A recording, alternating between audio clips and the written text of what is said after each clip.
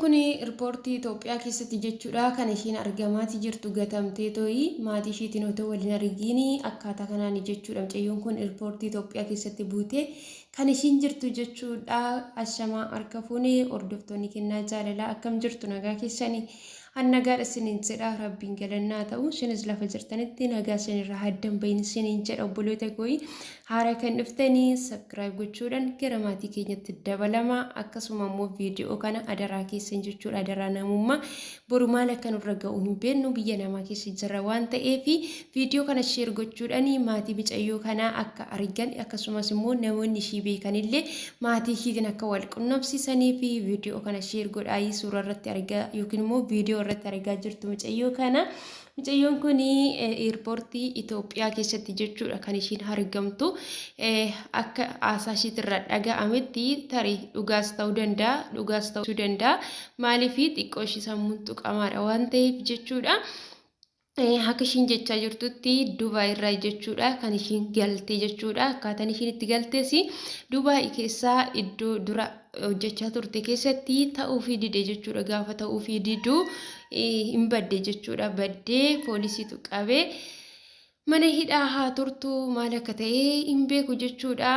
Maaliif dhaabachiisa miti jechuudha. Xiqqoo mucayyoon kun sammuu shilikki miti waan ta'eef takkatu turte madaamiin ji'a tokko turiitoo yeroo fayyitee as deebitanaan jetti gar tokkoon immoo poolisiitu naqabee hani bannaan jetti jechuudha. Garuu biyya Dubaay keessatti akka jechuudha gara riippoortii Itoophiyaatti ishii erganii buusan jechuudha kan ishiin dubbachaa jirtu. Haa ta'uyyuu malee yeroo ammaa kanatti maatii ishee jechuudha mucayyoo isaanii eessa akka jirtu Itoophiyaa ta'ee biyyuma deemte sana ta'ee wanti isaan beekan hin jiru jechuudha. Mucayyoon kunillee maatii ishii himachuutii hin beektu jechuudha. Yeroo ammaa kanatti kan ishiin argamaa jirtu riippoortii Itoophiyaa keessatti jechuudha. Kanaaf iyyuu jechuudha obboloota koo adaraa keessan adaraa namummaa maal takka nurra ga'uu hin beeknu hundumti keenya iyyuu akkatti baanu malee akkatti gallu hin beeknu jechuudha.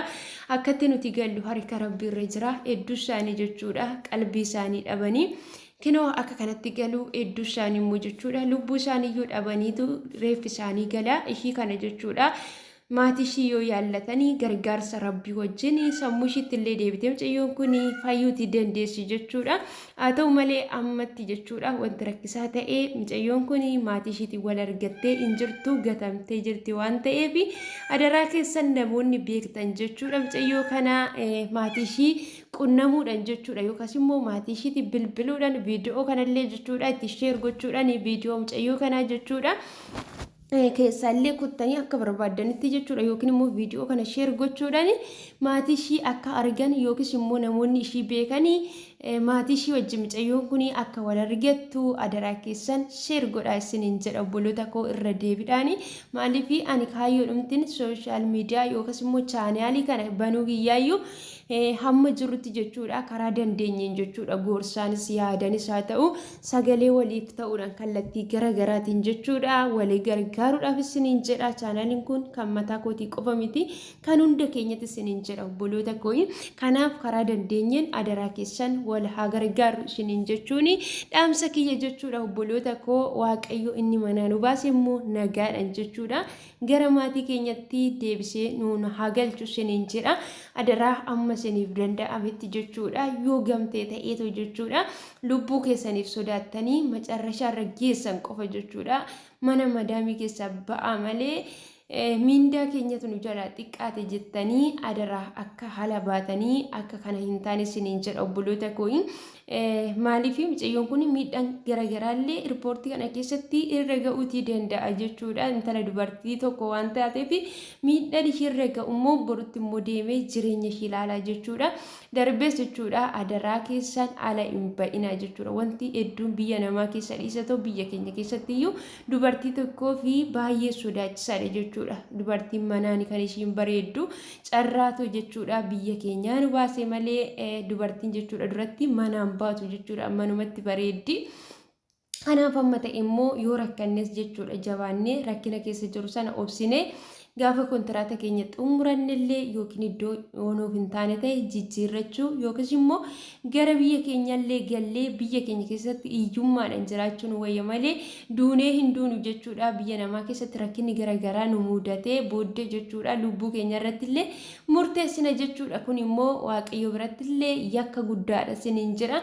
Kanaaf jabaadhaa eenyumatti iyyuu tolee mana madaamii keessa hin taa'u jechuudha. Namoota parsentii muraasan ta'e yoo ta'e malee miindaa xiqqeenyas laaltanii hin ba'inaa jabaadhati obsaa isiniin jira. Namni obsu immoo waan hundumayyuu hin argata siniin jira obboloota kooyin.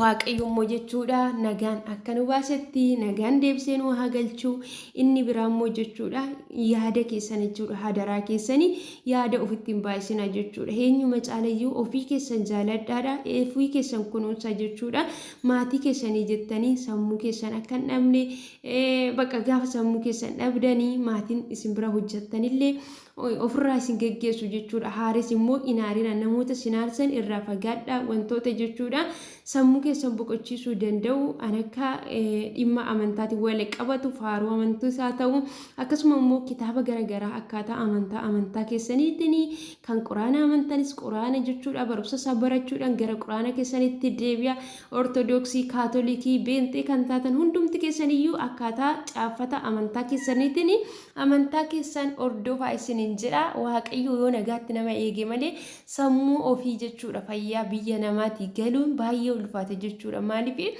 jireenyi biyya namaa kasaatiyyuu ulfaatadha jechuudha kanarraan kanafe biyyaas kan nu tolu hin jiru bakka jiraannuttis hojii ergaa isaanii waca isaanii jechuudha wanti hundumtiyyuu mataa keenyarra jira jechuudha kun immoo walii ga'ee gaafa sammuu keenyatti baay'ate gara sammuu keenya dhabuutti jechuudha kan deemnu sammuu keenya dhabuun immoo baay'ee ulfaatadha siniin jira obboloota koo qabeenya qabaannee sammuu keenya yoo nutti irratti eessaayyuu jechuudha deebisuutii hin dandeenyu kanaaf of eeggannoo ofii keenyaaf haa taasifnu siniin jira wantoota jechuudha kanaan duratti sinirratti raawwate jechuudha wantoota namoonni sin miidhan isaa ta'u miidhama kaleessa miidhamtanii sammuu keessan keessa naannessitanii ittiin jechuudha ofiin dhiphisina wanta darbe wanta siniif ta'u dide dhiisaa isiniin jedha fayyaa qabaachuu keessanitti gammadaa fayyaa kan dhabdan immoo rabbi uumaa keessaniin kadhadhaa malee fayyaas dhabne jettanii ofii keessan hin cinqina jechuudha kanaaf amma dandeessan hojjedhaa amma dandeessan karoorsaa